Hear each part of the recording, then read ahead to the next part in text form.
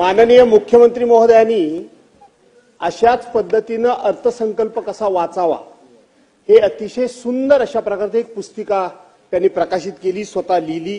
ती आज आदर्श पुस्तिका म्हणून आपल्या लायब्ररीमध्ये सुद्धा आमच्या घराघरामध्ये आहे। आजचं आपलं भाषण मी खरंच सांगतो इतकं अप्रतिम झालेलं भाषण आहे आणि इतके वेगवेगळे संदर्भ देणारं भाषण आहे।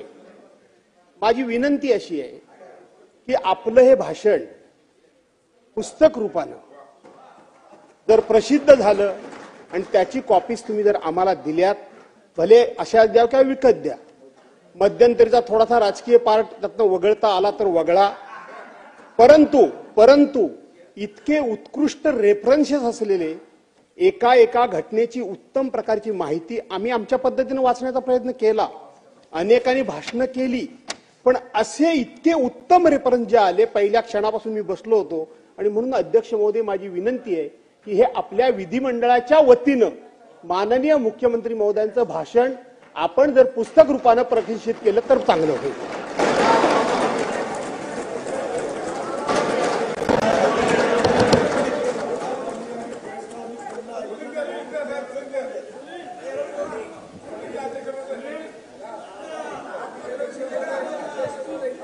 आज अध्यक्ष महाराज आज काय शांत राहा, कशाला गडबड करताय?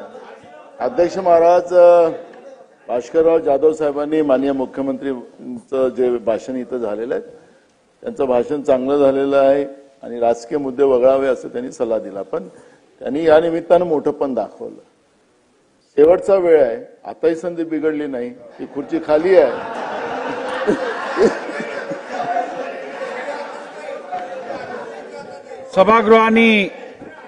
सभागृहाने या विषयावरील चर्चा केली आहे।